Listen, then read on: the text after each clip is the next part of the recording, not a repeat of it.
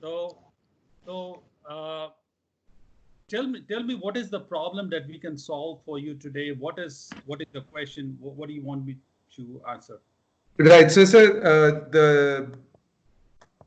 the question is pretty simple. We She has been offered a seat. On a, so we are basically trying to get to Canada on a student visa. Right. She is in fact trying to get to Canada on a student visa, and hopefully through her, me and my kids will tag along. Yeah. However, what we wanted to do was we wanted to make sure that we have sufficient clarity in ensuring that we are following all the right steps and everything, so that we avoid the rejection. Somewhere reduce the chances of a rejection. Simply because the age factor is crucial over here. She's 43, I'm 46, um, and our kids are like 11 and 6.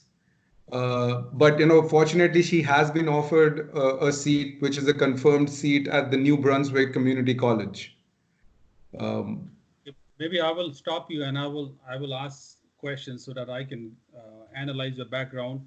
What right. is her education qualification? I used to work as an admin assistant. Education college. Education is BA in literature. In which year? 1998. So from 1998 till now, it's close to how many Around years? 20 Around years. more than That's 20 years. that's a lot of. So, uh, tell me just in one line, how much work experience do you have working in the job that you just said? More than 10 plus. Okay, so your experience has been in office administration, Yes, right. nothing to do with literature. Oh, no, not really. Nothing to do with the literature. So, are you still working or you left the job? I just resigned. Why did you resign? Just resign. That's a big mistake. Why did you just resign? Um, well, I thought I have to do my academics, IELTS as well, and then I thought I'll just focus on this, and then I'll see. अगर होता है तो ठीक है, नहीं तो I can again join some. Okay, so why did you choose New Brunswick Community College? So I'll tell you the reason why we chose New Brunswick Community College. Simply because we obviously, the end goal is to try and get a PR. So what I was thinking is that if I go through the Atlantic region, it'll be easier for me to, somehow get a job offer and then hopefully convert that to, through the AIPP, convert that to a PR. And that was the primary reason why we thought going to Atlantic would be beneficial for us. My question is little detail. Even in Atlantic region, there are many big universities and smaller colleges. Why did you choose this college? This is a junior small college. Why not a big university? Right. We did apply. We looked at University of New Brunswick, and unfortunately, they didn't have. So we were looking at. So she was trying to see if. I'll tell you also the primary reason why we chose that was because of the program length. The length of the program at the New Brunswick was a year, for about a year. For everything everywhere else, it's about over 2 years. Also, we did look at University of New Brunswick and some Dalhousie University and all of those. The program that we wanted, or rather she wanted to do, was the early childhood education. Simply because she wants to shift into education, and if we don't really get an opportunity in Canada, then that certificate or that diploma of hers will help her get a job in Pune very easily, because the locality where we stay, there are a lot of international schools that are coming up. When there are a lot of points to be discussed in what you said. I will try to remember each one of them. When you talk about early childhood education, do you know what early childhood education in Canada is? Uh, yes, we've done. I mean, as in, we've done a little bit of Course-wise. research, and it's obviously mainly to do with. It starts from the K till and goes on till about the two K2. That's where they teach them, how to handle kids, the psychology, the lesson plan, and how to plan lessons, and so on and so forth. I guess that is the primary, focus of the program in Canada. Is that what you really want to do when you finish your course? I do. I really am interested in this program because admin assistant is like I'm done with it. I want to pursue some teaching and also this is good start. Okay, चलो ठीक है.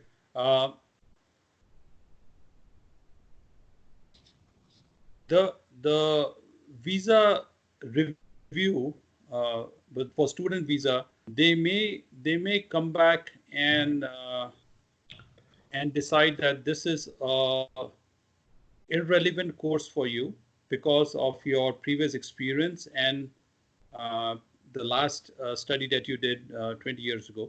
So that is a big possibility. I'm a little concerned about whether there could be a possible mismatch between your previous background and going forward. So that's one possibility.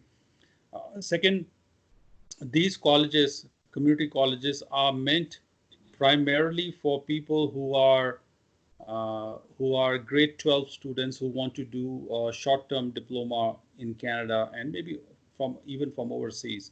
So it is not typically meant for people like you who are mature students who have degrees and 20 plus and even less than 20 years experience. So it is not, that is not the typical profile. So that also makes me concerned. They may think that this is not the right profile of the student matching with the college.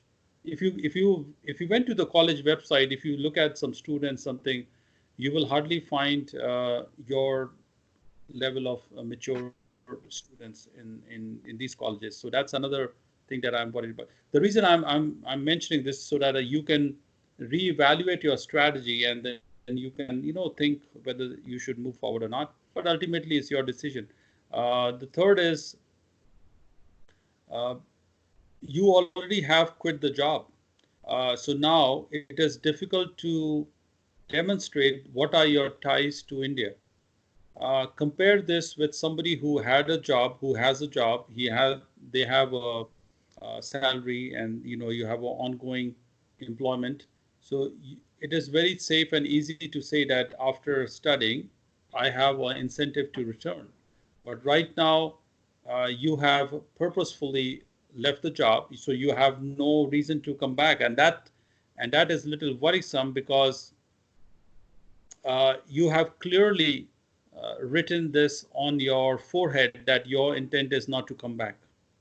So that is a good reason why the student visa should be refused. So this is what I see from all those things. So you can decide if you want to go forward with this college. It's like some people do get the visa. Don't take me wrong. It's not that nobody will, but the chances diminish. In situations where you're going to a junior college after a long gap and after a BA in literature. I mean, typically, these colleges from India, people who have done grade 12 in 2019 or 2018, I mean, grade 12, somebody who is 19 years old, maybe 20 years old, these are the students who are going to NBCC to do a one-year diploma in computer application or something. And they will easily get the visa. Not somebody who has a BA in literature and 20 years experience, not those. So I just wanted to be aware that what you have stepped into. So we can try universities. I mean, well, I think universities is always a better idea. Plus, you don't realize, I think, that you are looking at saving cost or saving time by doing a one-year course, which is not advisable, because if you do a one-year course, you will only get a one-year work permit following the course, and that is a problem.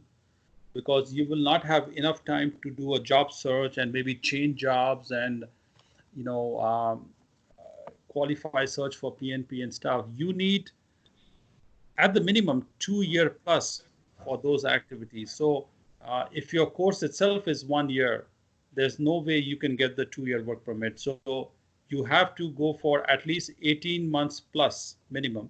So you're looking at close to 2 years. So you need a 2 year program, not a 1 year program, because in the long term, if you're looking to become a PR, nothing less will suffice.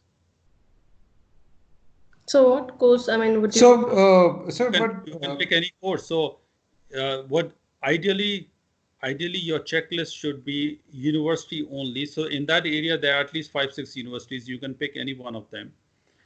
You need universities. You need minimum 2 year course, and the third is you need something related to your experience. Your experience is office administration, so you can take admission into, I don't know, whatever you like, maybe something to do with office management or office administration or anything. Now, by the way, once you get the visa, if you don't like the course, you can switch to early childcare or something else after, depending on the policy of the university, maybe after 6 months or 3 months or whatever time. Okay. So the other option that we looked at was an MBA, right? But would you say that getting an MBA at this age would not be advisable or something like that, or it's not really? Well, those are very mixed questions. Now, the objective is something else. The objective is not to become a business manager. I don't know if you can become a business manager, but the objective is to get the study visa and take your family. For that purpose, MBA is suitable. To get the study visa, to take my children, to take my husband, MBA is very good, no problem at all.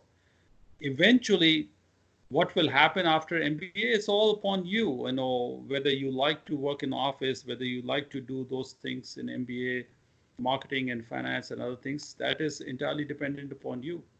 So as far as getting the study visa and taking my family, it is a quite it's right at the top. So what if I do MBA in HR? I mean, is it good? I mean, you can do any master's degree. Doesn't mean MBA. You can do any master's degree in any university. You get admission. The admission is decided by the university, not by me, not by you, not by somebody else. So True. don't get fooled by any consultant or anybody who is promising you any quick and easy admission. So you spend some time on Google, you check all the universities, go to their website, take a look at the requirements, and then apply. And they have their own requirements. They will have their own requirements like English, maybe your work experience, or perhaps maybe other sometimes, you know, GMAT, GRE, or whatever, you know, it's everything is listed on the website. Right. So no, so I'll tell you this. We did research the University of New Brunswick, and we also, in fact, contacted them. You know, and what we also thought was, we could sign up for a second bachelor's degree, which is like a bachelor's in education, which then helps her to, you know, get a role of a teacher over there. You know, in terms of any school, and she can start, you know, anywhere at a K1 level or a K2 level, and take it up from there. Let me tell you realistic. These are all theoretical suppositions. To become a teacher in Canada, it's not that simple. Even Canadian citizens who are born here, who are studying here, it is quite a challenging step to become a teacher, because you have to be extremely good scholar, and then you have to get admission into the local teaching credential program. Everybody will not get the admission. Plus, anybody who goes that route is already saying that he or she wants to teach in Canada. So if you apply, you will never get the study visa, because you are clearly showing that you want to abandon Pune and you want to become a teacher in Right. Canada. So you should not get the study visa. So my advice is don't go into courses where the chances of visa are low. Your first project is to get a study visa, and then what is your career after? Then you can decide once you reach there, because once you reach there, you will get to talk to many students. You will talk to teachers, professors, and other people, and including Indian people who are working in your profession, so that you get a realistic feedback. True. So ideally, we start at MBA and we look at anything which is close to office administration, and that's where we apply for. That's what you apply for. That maximizes your chances of getting the study visa. Now, Okay. if you are, she's looking to take the husband and children right on the first day or after 6 months. Well, Is it possible, I mean, to take them immediately as soon? If you have the money, if you have close to $35,000-$40,000, you can show to how will you pay for the food and accommodation of your husband and children. You need money to support beside your own money for studies and beside your own time for your own pursuit. So if you have those, hey, people have done it and they have got it. But if I ask you to show close to, what is that, close to 18 to 20 lakh rupees average bank balance in the past 1 year, do you have it? yes. Okay. Do you have 18 to 20 lakh rupees every month in the past 12 months? Not every month in the past 12 months. No, I mean the money is there, as in we have an FD of 10 lakh rupees, right? We are not talking about FD. We are talking about liquid cash. Yeah, so that can be converted to a liquid cash right away. They will look at the Canadian High Commission will look at your income sources. What is your income of the applicant, not you, of the wife? What is your current income? What is your income tax record? What is your accumulated savings in the past? I would go at least 6 months, and then they will decide whether these are real money that you can use to convert and take it to Canada for your own use. And that's how. One of the things that you already said, that you have terminated your own employment. This is a little minus point in your application. As compared to if you were working, if you were getting salary, it could have been a better, but hey, the reality is reality, whatever that is. Okay. So what if we take a leave from office? I mean, such letter will do if I take a leave and say that I'm still working. You take the and leave, something like that? You already resigned. Yeah, but what if I request my office people to, if I... So the whole idea, sir, that I'll tell you, so the place where she was working is actually owned by my uncle. Yeah. Right. So he can always take her back, right, and give her the letter, of a long leave. That won't be a challenge for us to get it. Well, that's better than nothing. If I take a course of 2 years, so we take an official leave from from her office, saying that that the leave has been granted to her, and then once she's back, she'll rejoin us and all of that. That's fine. I don't see any problem. Okay, so then we basically apply for a leave application from her last job. Yeah. Okay. So ideally, now, if I understand this correct, the first step is to not go to NBCC. Second step is to now scout for universities who offer courses close to office administration or something like that. 3, reinstate herself at her work and get a leave application saying that the leave from the office has been granted to her, so that she can then rejoin, when she comes back from Canada. So is there a particular template for that, or we can just prepare? There is no template. You just write whatever the facts are, just write in your own language. Right. You Own forgot language. Right. you forgot to mention about the financial documents. Uh, Right. Finances are critical part of this application. Uh, Right. she needs she needs real money, liquid cash in her account. Number one, to pay for 1 year of university fees, 1 year of whatever the university fees is. You have to pay in cash. You have to transfer them. Bank. Yeah. Second is also needs to deposit $10,000, which is about 5 lakh rupees in GIC. That is for Right. her own living expense. So Right. if she's going alone, then 1 year of university fees and 1 year of GIC is absolutely Sufficient. mandatory. Uh, and then if the husband and children want to go also at the same time, then we need to show additional funds close to as much as you can say. I would put it between at least 25 to $30,000. 25 to 30 thousand dollars. But that has to be in a account, right? That has to With be in your cash. account as liquid cash that you can show. The husband can show in his account, or you can, doesn't matter. Okay. Right. So, sir, so the yeah, finances obviously is what we are looking at, without fail. Now, the student entry route should be the SDS route or the normal route? Yeah, for SDS, you have to have a minimum level of English, and you Yes. have to. If you look at the requirement, the SDS requirements are listed very clearly. I think you have to pay a GIC, which might be a high amount. I'm not sure. You can check the Canadian High Commission website for SDS route. So if you're already prepaying your fees and you already have a higher level of English score, which is I think CLB 7, then you can go for SDS. Right.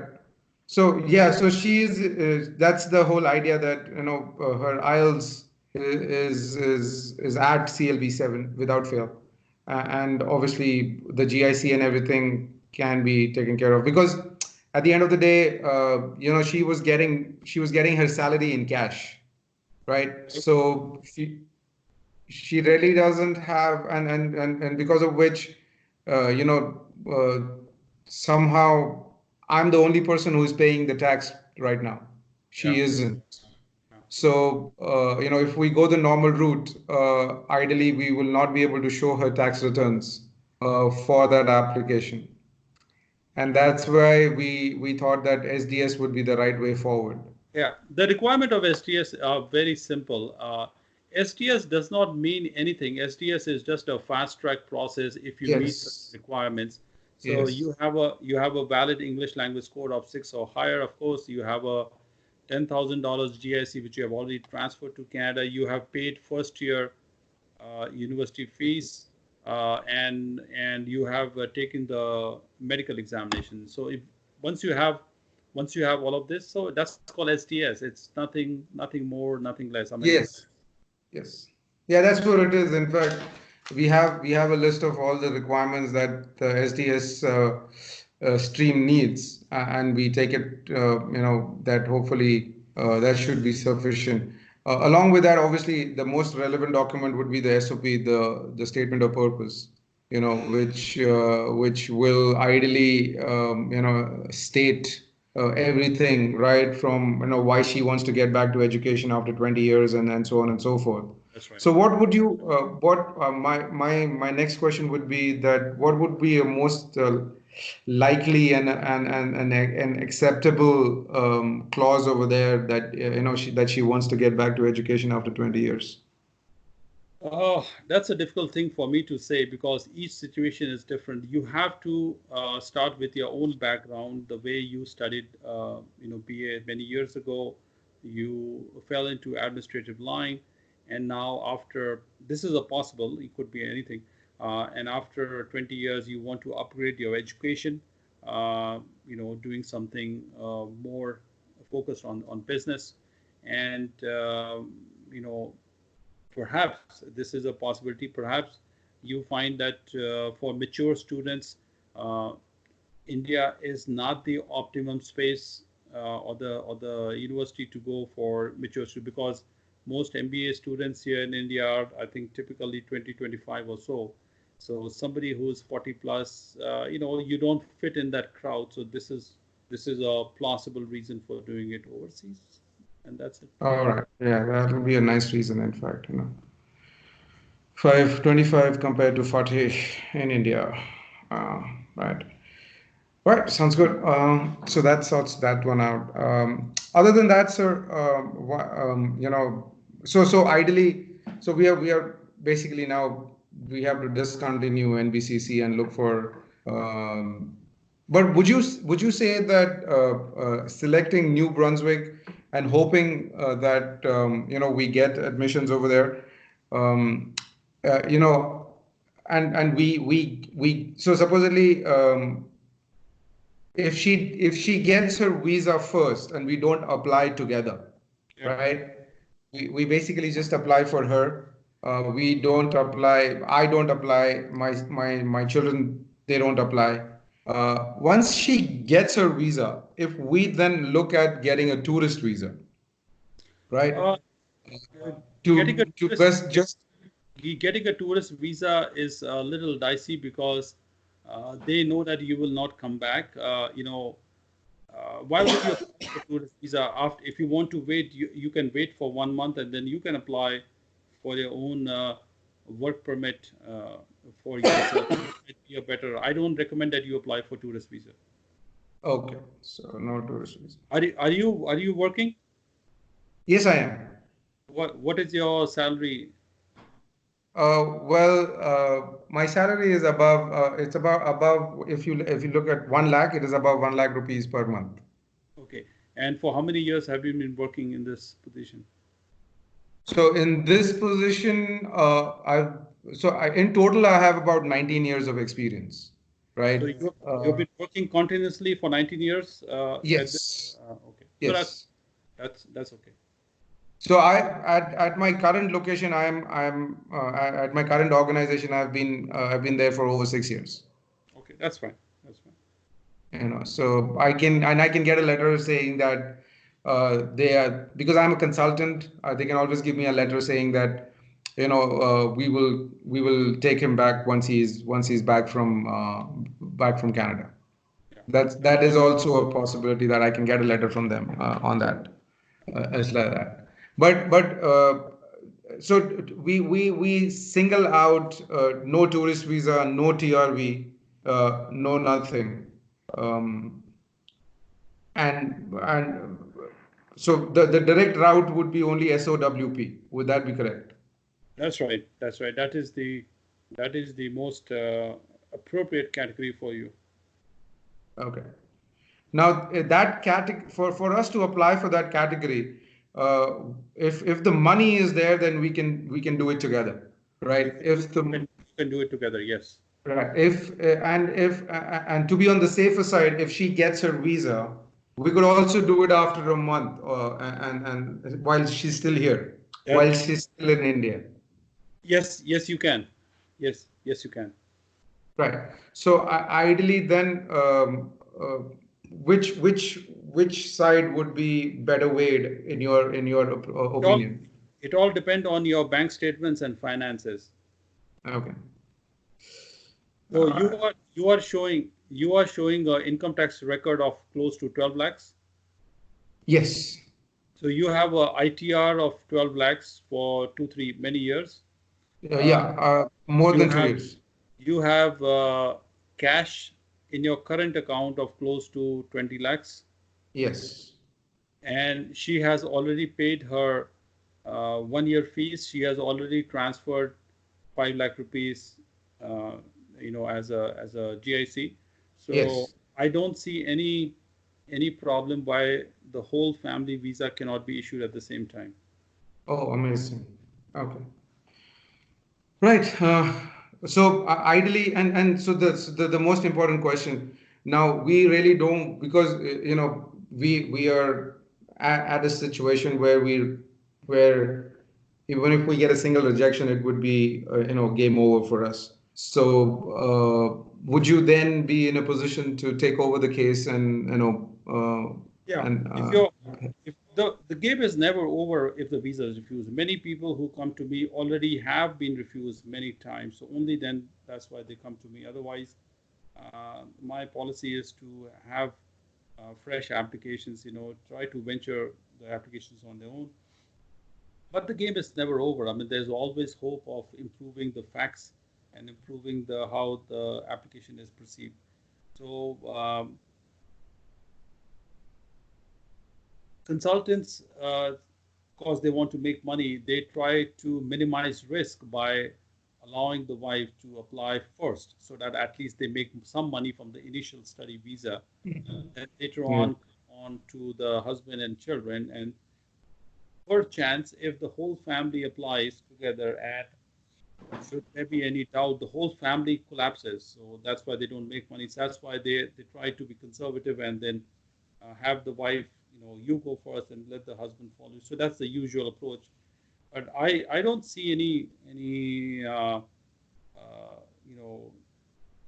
I don't see any danger sign. I don't see any red flags for the whole family to apply together.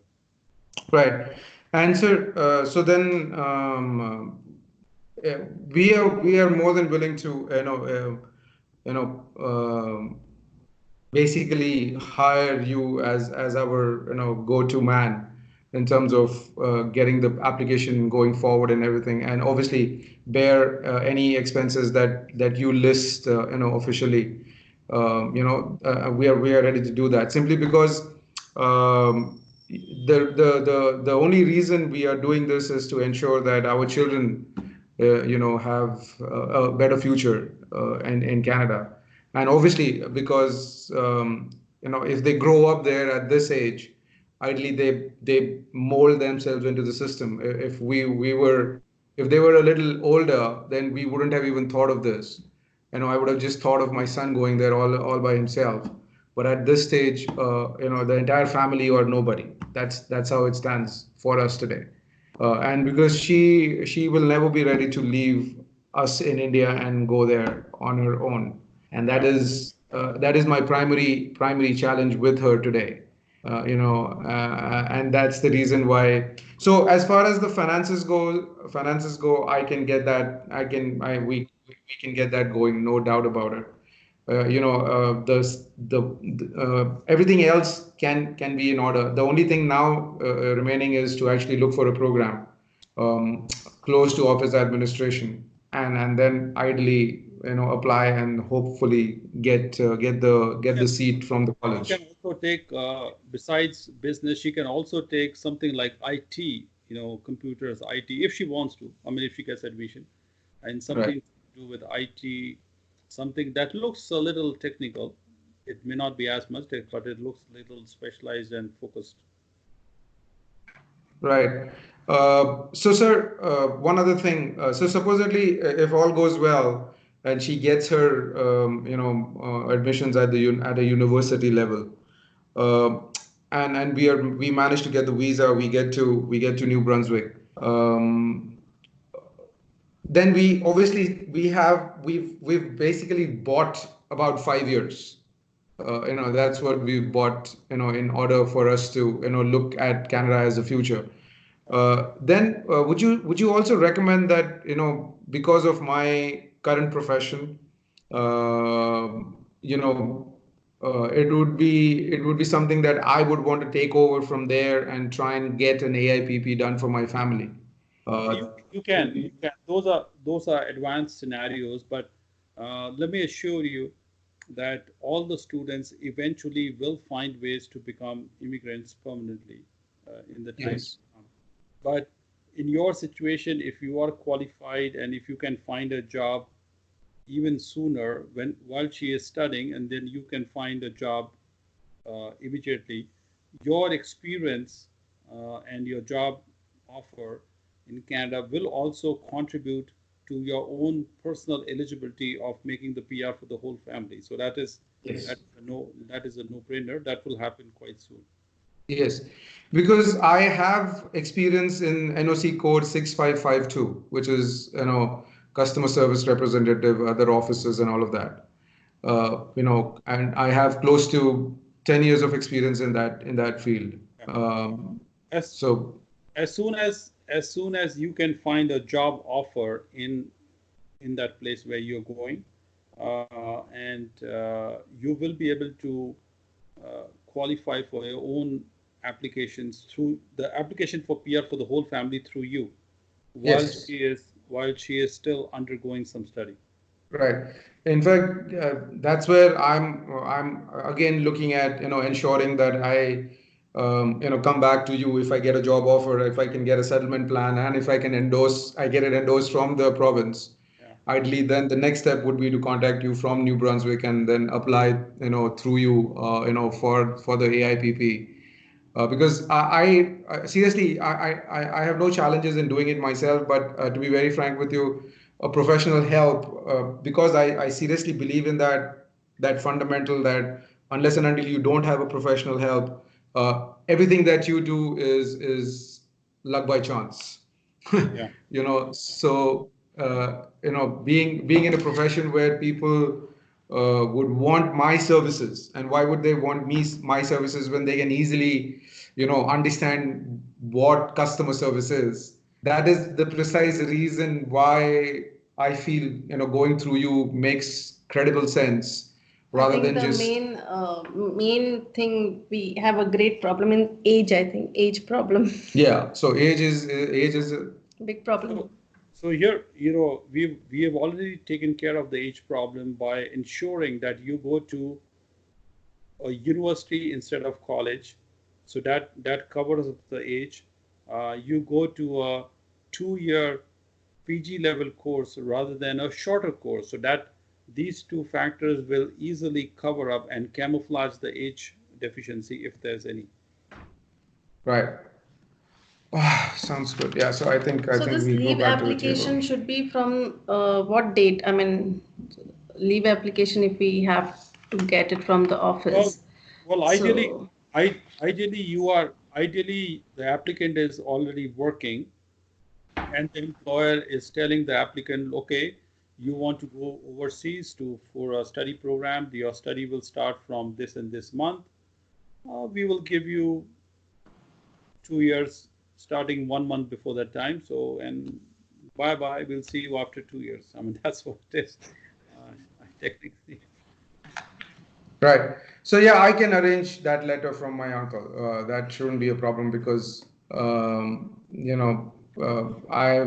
in fact, he's a U.S. citizen. So so salary slips वगैरह so I mean, would you want in the application, would you want her pay stubs and all of that as Yes. well, or Yeah. So when you are showing her employment in that company, so the proof of employment is the job letter and the income slips, the salary slips, and the proof that the salary slips, eventually is a proof that the money is being deposited into her savings account or current account. So the proof of salary deposit, and last if not least, her own income tax record for the past 2 years or 3 years.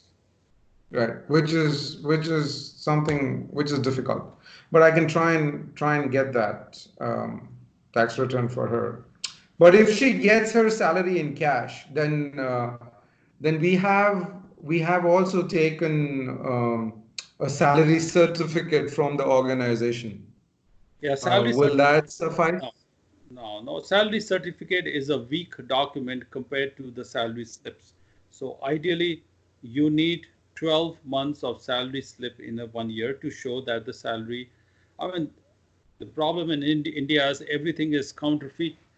You can write anything, and they want to see that it has been done officially. That means in the salary slip, money has been deducted for tax contribution, and I mean ideally, and then.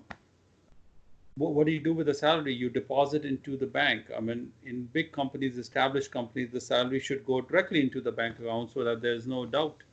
But in smaller companies, I mean, there's all. So these are little weaknesses in your financial profile, for sure. Right, but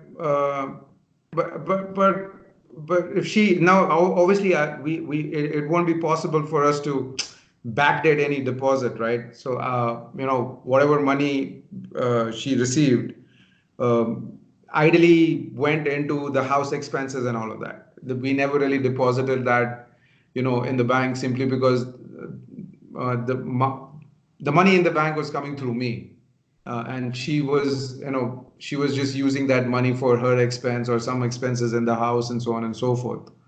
So, but we can get salary slips without fail.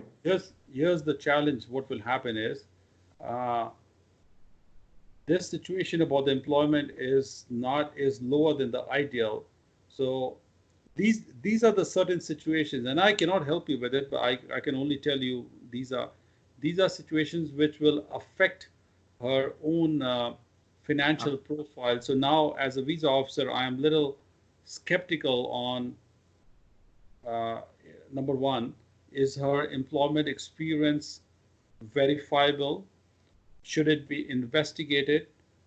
Is this like a household company just to show that she is employed? I mean, what are the credentials? Are they really those credentials that justify going for an MBA, and who's paying for money? So now they are smelling something. Like it's called a smell test. Uh, so they are smelling something in what is wrong with the situation. So these are the weak factors which I can already detect. This will affect her application for study visa. Right. So, I mean, there's no way. I mean, but I mean, at the end of the day, we still have to go through with this. So this is the No, only that's possible. fine. That is okay. I mean, I've already told you that these are things that they will be sensing, and so you have to put your best foot forward. Yeah, because the organization is is vetted. I mean, it's not something which is a homegrown organization or something like that. Because obviously they are registered in Pune as well as in the US. Okay. And my uncle is the CEO of that organization where she was directly reporting into him. So we can get a reference letter from him saying that she was her direct reportee, and in if they wish to verify, they can obviously give him a call in the US, verify that, and They, that was possible. they don't have time or resource to call anybody. Yeah. They will make their own judgment, and Okay. and and let you know if they are looking for more clarification. They will write you a letter. If they want to call you for an interview, they'll call you. And this is they don't have time to call anybody on the phone and ask Okay. verify like this. Right. But then we still have to go through this. So then ideally we are looking at tax return documents and salary slips of 12 months. Yes, yes, That's what we are looking at, yeah, right? For her visa, for her application to be stronger. that's right. And also her bank statement, her savings account and current account for the past 12 months. Yes, bank statements would definitely make sense. You know, without fail. Because the money where the bank account where the money goes in, it's a joint account and she's the primary account holder. Yeah, So all the money that comes into the house goes into her account, that's ideally. that's fine. That's how it is. That's how it is. So right. Okay. Right. Right. So I think that's what we had hoped for. So the next steps are how do we get in touch with you? When do we get in touch with you? Once we get the letter from the college? Well, I'm not taking. I don't represent anybody unless I decide to. If there's any justification of using me as an application, I can submit the application because my fees are way higher than most Pune consultants or Indian consultants. So I tend not to take fresh applications. I would strongly urge you to apply the study visa for her own, uh, and we have already discussed the factors that will govern her eligibility. If it gets refused, then you can call me and then I can review and then I can decide if I want to do the application for you myself or not. But Okay. right now, I think I recommend that you apply. We already know what documents are needed. You apply the study visa on your own. Apply online if you want, or you can do online application, and that should be fine. Okay. SDS refusal is higher than normal? No, SDS has a higher approval rate than normal.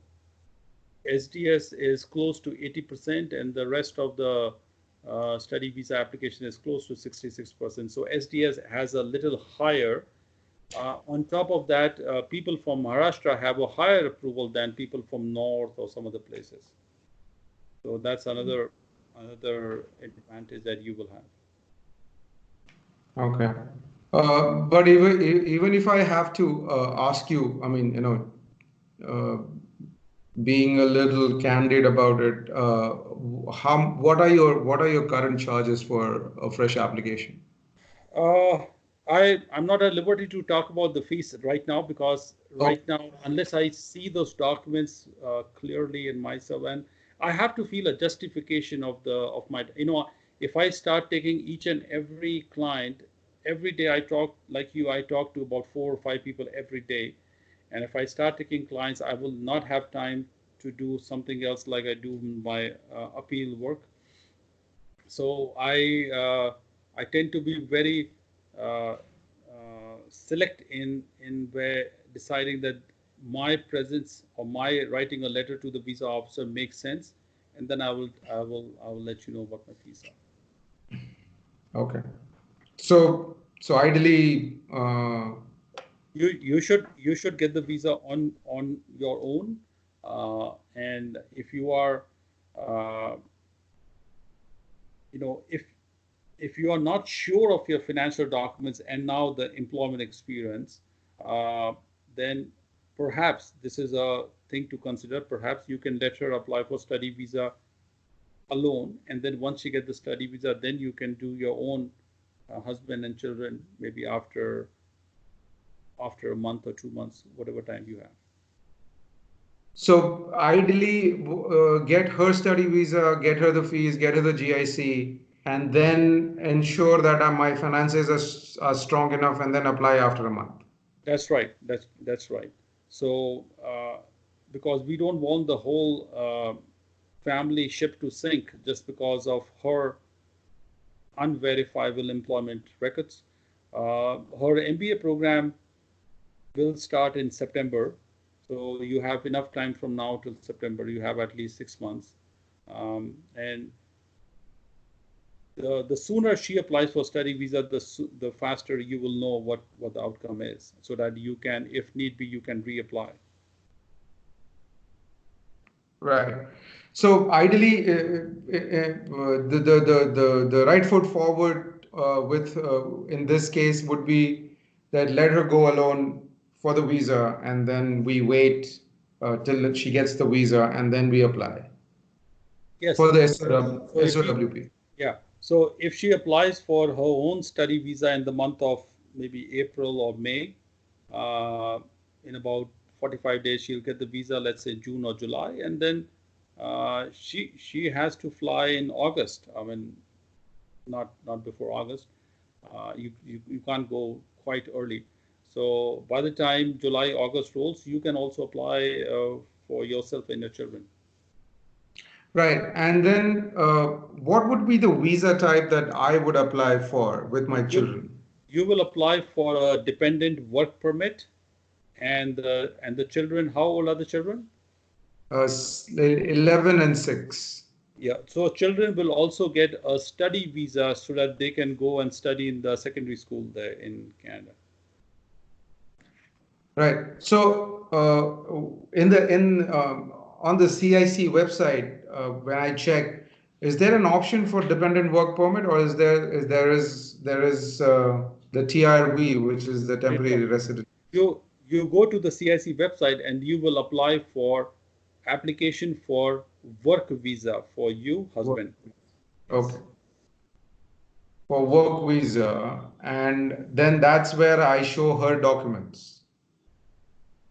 Well, they will ask. They will. in the checklist, they will ask you why you're applying for work visa. Then you will show that my wife already has a study visa. Okay. Right. And the reason and to make my application stronger, what documents would you recommend that I? We already went through that checklist. You need your own employment history for the past 20 years. You need Okay. your ITR for the past 2 years minimum, and you need your bank statement for past 1 year. Okay. That's So it. these are the strongest documents that you can produce. That's it. Because your marriage is quite old, so that's fine. Because I'm not concerned about your marriage certificate and children. Those are normal. You already have those. So besides those, your fund situation is the most critical part of your own visa. Your how much money we have. That's the quite sensitive part of the application. Okay, that's the quite sensitive part of the application. Right? I'll be right back because my battery is moving. All right, just a minute. Okay. All right. Okay. Take your time, sir. What do you think?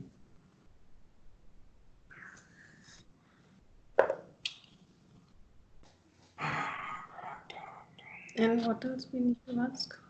I guess that's about it. I think it's given us almost everything that we are looking at. So no TRV, no tourist, no nothing. It has to be as SOWP directly. Yes, I'm back. I'm sorry. Right. What? Your salary slips? Hmm. He's already said that, your salary slips for the last 12 months have to be. Yeah, but how to make it strong? That's what I'm thinking. Well, you can't really show. You will have to show that as I said, it's money in cash at the end of the day. You can't really do anything about it. I think paying the fees, getting the tax return for a year, and salary slips and obviously the bank statements.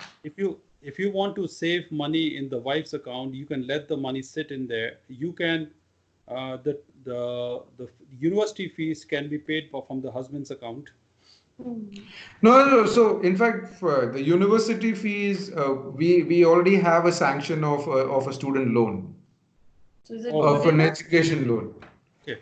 So the bank has already sanctioned an education loan. We are just not using it right now because we said as I said, I wanted to seek professional help before I, put my money where my mouth is and so on and so forth. And because of which we've kept everything on a back burner. Now, obviously the entire story has to restart from scratch because we are looking at a new program, new university, and so on and so forth. There's a university called, you can do the search on Google, called Cape Breton University. Yeah. Yes. CAP. Yeah, we know. We are aware of it, sir. Cape Breton. Yeah, they also have I don't know. I'm sure they have business programs, but they are close to 3,000 plus Indian students in that university. Okay. So there's a strong community of Indian students there, and This is in New Brunswick, isn't it, sir? No, this is in Nova Scotia. Oh yeah, this is in Nova Scotia, right. Which is also next. Yeah. I got it. The same region. Yes.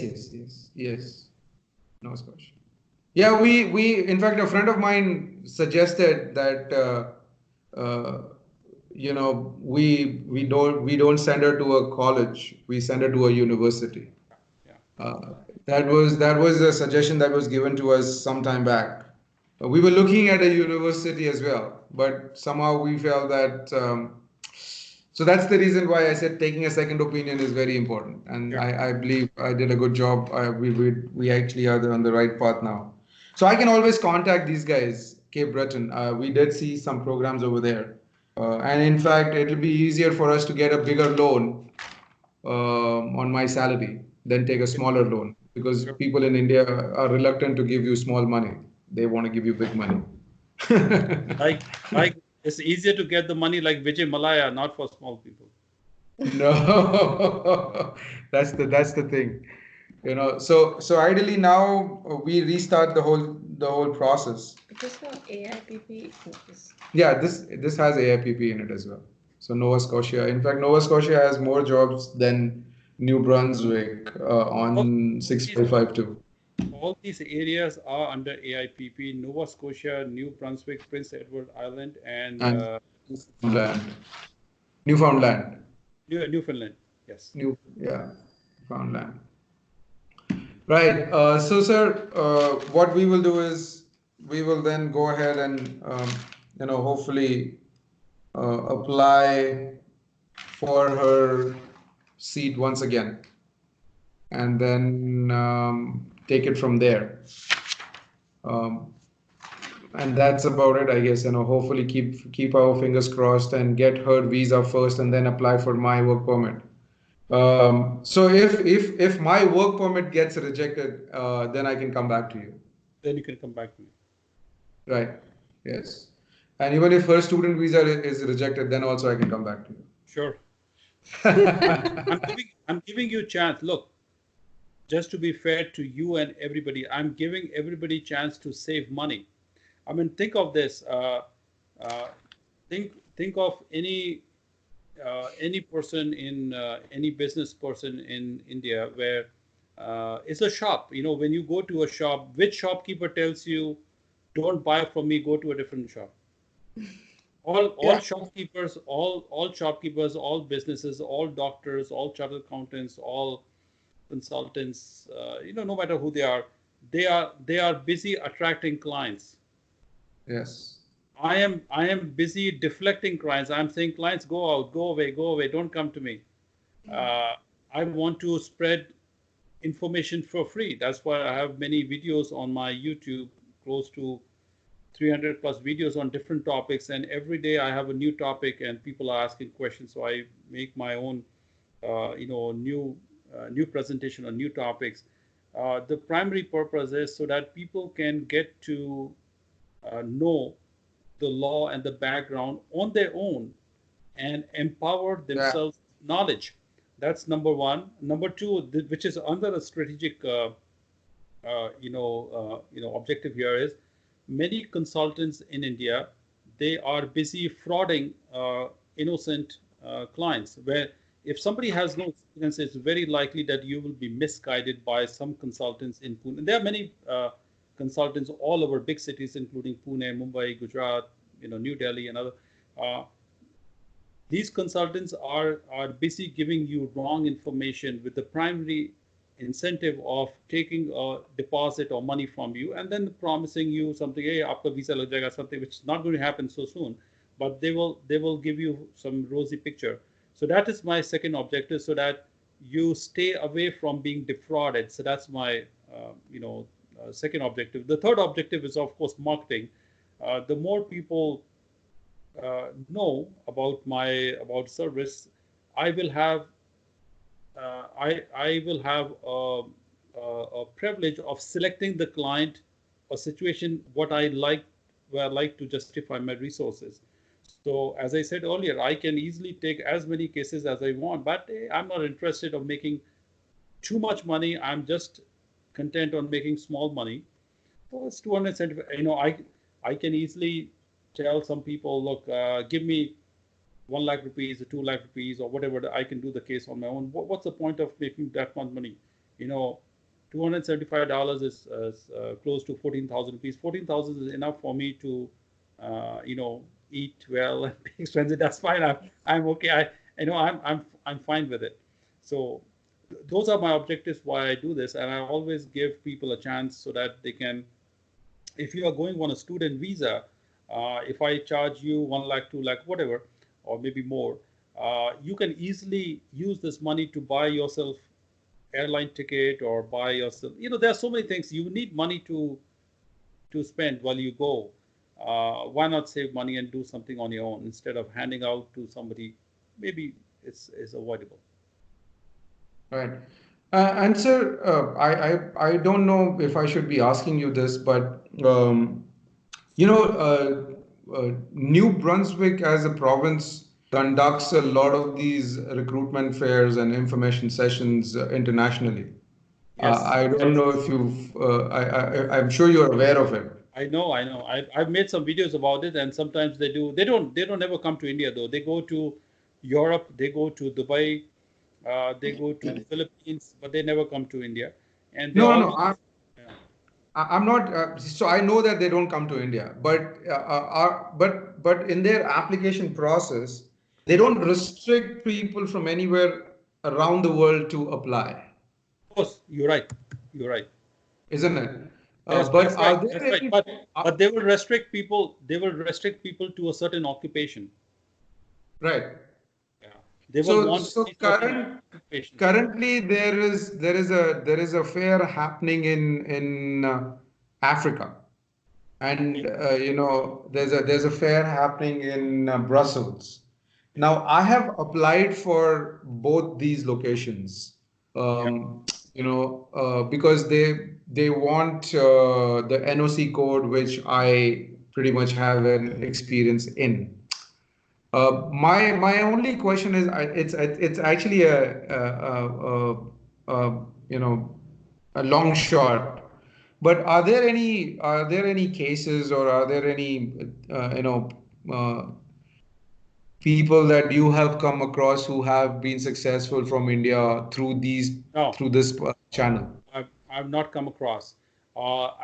I've not come across because these are quite very unique occupations that they recruit. I think what you are referring is these recruitment event is in March, first week of March in Europe, and Yes. for this they are looking at chefs and cooks and hotel staff and customer service, as you say, NOC 6552. So Yes. uh, before you actually book your ticket to go to Brussels to meet them, you probably have to apply to a resume and registration. And if an employer selects you and they say, Yes. I want to meet them, only then they will call you. Otherwise, they will not. Right. But are there any chances that employers do, kind of select people from, the base country, any other country? Have there, Yes, yes, I mean, does it?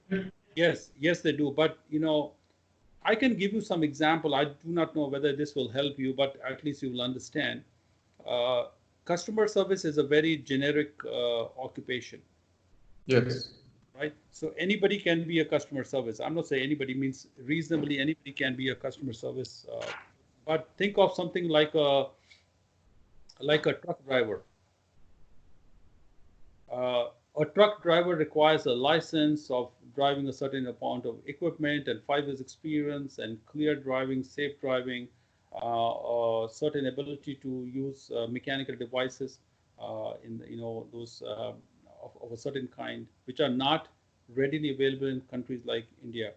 So if they are looking for truck drivers, if they are in Europe, they're primarily looking for truck drivers in that region, maybe in Brussels or England, somebody who has been driving there, or perhaps maybe in Dubai or so. So they have in mind that for this occupation we need a certain background, and that background is readily available in that region. That's why they are there. So, Hmm. for example, if they're looking for hotel people, chefs and cooks and food and beverage servers and front office clerks, not that these occupations are not available in India, but they are traveling, they are spending the money to going to Europe because they want to get people from that region. And also, if you are aware that if they are going to Brussels, Brussels is Belgium, and French. they speak French there, French, yes. which they don't speak in Pune. Right. So that's why they select regions based on certain things that they have in mind, and that's how they go. Not Do not you, to say that you cannot apply, but I have rarely seen for generic occupations people getting from other things. But who knows? I mean, imagine this: if they were looking for software engineers, just an example, software engineering is quite universal all over the world. Uh, yeah. you know, whether you speak a certain language, now software engineering is software engineering. So if if they are in Brussels, they are looking for software engineers. If you're in Pune, you could have applied and still get something out there. So in fact, I know where you were looking at. They will be in Abu Dhabi also, looking for nurses. And if you think about this, in Canada we need a lot of nurses, and these nurses are the nurses who are working in Middle East right now. They are from Kerala, Yes. But they are not coming to Kerala. Yeah. They want Kerala nurses who have international experience and who possibly are working for 5 years, 10 years in Middle East in that hospital setting. So that's what. But if I tell them, why don't you go to Thiruvananthapuram? Why don't they say, no, we don't want to go there because we don't value that experience. You understand? That's the True. difference here. So based on what the occupations is, they have their own idea, and that's how it goes. Right. Because, yeah, I mean, even after having, a certain number of years of experience, I actually did apply the right way, with all the necessary documents and everything. Um, you know, uh, I applied for the Morocco fair. I applied for the Senegal fair, and I applied for the Brussels fair. So I'm hoping, I don't know, and I was also thinking, is learning French? I mean, supposedly, if I sign up to learn French now, I mean, they have like a 3-month course which is going to start pretty soon. That is always going to be an added advantage, isn't it? Of course, it will be advantage, but hey, they don't care about your diploma. They want, if you say that you speak French, they will talk to you in French, and if you can speak, that's fine. That's right. No, no, no. But at the end of the day, getting because see, as I said, getting another language, to add to your, kitty, it's always helpful, isn't it? I mean,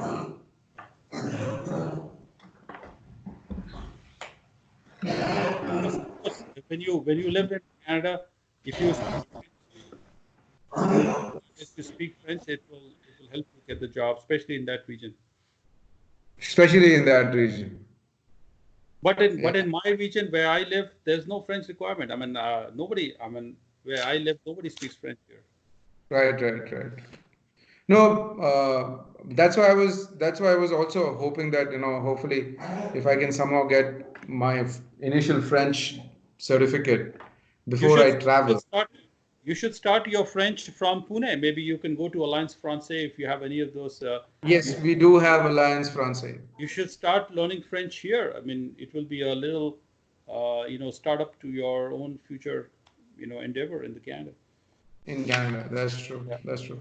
Okay, cool. So hopefully that's it. Is there anything else that you would want to? Almost done. All points we have covered. Yeah. I have to ask you while concluding, are you satisfied with the today's discussion? Did you benefit something? Was it worth your time to pay money and talk about this? Oh yes, definitely. Oh, yes, sir. Definitely, Simply because because at the end of the day, it was important for us to do this. I mean, right?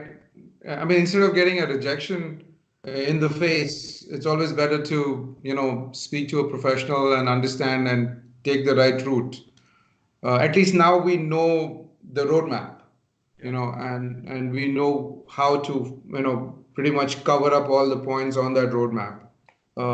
Ideally, if we manage to do that, the destination shouldn't be a challenge. I always tell people, and many people ask me sometimes, and I always respond that what is the value, what is the model of consultation? Because very few consultants in India, they are charging money for consultation. They want your total money so that they can do the application, and whether or not successful, they want your money. So I always give an example of, when you go to a doctor and if you have a problem, there are two ways you can go about it. Whether you can say to the doctor, hey doctor, look, this is the patient, treat the patient, tell me your money or whatever that's it. That's one way. The second is, okay, doctor, your consultation fees is, whatever, 1,000 rupees, 500, whatever. Uh, Tell me the problem, tell me the illness, tell me the this, so that let me get the complete knowledge, and then I can decide whether what my options are, whether I want to get the treatment from you, or maybe I want to go to a specialist hospital or somebody else. Uh, Based on your medical information, based on your medical degree, I respect your medical degree. I pay you for your time for 1 hour, 2 hours. Answer my questions, and let me decide what I want to do with my treatment. True. That might be better instead of falling into the wrong hands, into a wrong doctor, which the nearest doctor where you live may not be the best doctor for your illness. True. But if you have to go and you ask the doctor to treat, and maybe that's not the best way. So a better solution could be to get the information from the doctor you respect and trust, and then decide what you want to do about it. True. Yeah, makes sense. I'm just going to verify one quick question, sir. Please. When we spoke about, applying after a month, so for me, it is going to be work visa. For my children, it will be study, isn't it? It will be a study visa with no admission required. They will in the form they will ask you, do you have a admission offer? You will say no, we don't need an admission offer because these are dependent on the mother. Right. And I have done many cases. One of the cases, if it's on my YouTube, I did about 2 months, 3 months ago. There is still a mother in Toronto who is on a work permit, and her son is, I think, 14 or 15, maybe less than 16 years old, and he got the study visa to study in the school where he lives. So he is here in Canada and as a dependent of the mother. Okay. So then ideally the column to be selected for the children will be study visa. Will be study visa. Yes. So for study visa, the forms are separate. So yes, your forms are separate from theirs. Yes, that's what I was looking at. So the whole application process will be their application will go separately. My application will go separately. It will not be a collective effort at all. It can be in one package. If you are applying online or paper application, your and your two children, all the three can. It is a different category, but all the three application can be submitted in one single envelope, and the visa officer will look at the whole family situation at one glimpse. It is not. It is an individual assessment, but of course, because they are family relatives, so they have to make the decision that way. Okay, so and in our case, I think an online application would be better, isn't it? Would you say that, or a paper application? That is the way you can decide. I mean, there's always pros and cons, but somebody like me, if I have to do an application, I have no other choice to do a paper application because I'm physically not in Pune or in Mumbai, so I have to do online. But somebody like you can prepare your application and take it to a deposit center and submit it directly there. Okay. So ideally, you're looking at a paper application. Right. So in SOP, what points should we cover? I mean, should we start from my graduation 98 onwards, what all I have done, or how to go about it in SOP? We already talked about this briefly earlier. If you are a student, you have to prove it to me that you are a genuine student and your stated objectives are nothing but to study. And since you are a student, you're a potential student of business or something, show me why this is relevant for you and your future objective. And why Canada? Why not? You can easily do MBA at Symbiosis. Why not in Pune? Why not in India? So that you already gave us that point where 25 and 40 and all of that. Oh, that is one idea, but who knows? You may have your own other motivations. All right. Yes. All right. Anything else? Well, the main is SOP. You have to be sure what to write. Right. Yeah, I And guess. one SOP, my last advice is for SOP, do not go to any agent or consultant. No, no, no, Write no, from no. your own heart.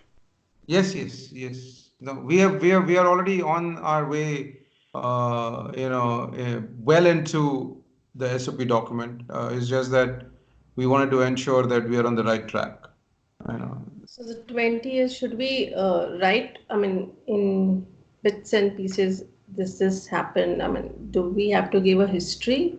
20 years, 20 So to justify the 20-year gap, we can start from when she got married. She completed her education and then went on to become an admin. And that's how she progressed her career. And now she's at a point where she feels that getting her to upskill would basically help her to advance in her career and get a better pay package. And also, ideally handle more responsibilities than what she is currently doing. I think that would be the right way forward. Sure. Yeah, I think so. But then won't that visa officer will think, why now? I mean, why at this stage, 43? Well, there's no such thing as perfect application anywhere. Why now? Why not now? I mean, do you want me to study after 10 years? I mean, why not now? So there's always questions. I'm sure no matter what you write, there will always be some questions in their mind. True. Right. So that's it. So thank you very much for your help. And hopefully, we will let you know if we go through. Okay, thank you. Take care. Take care.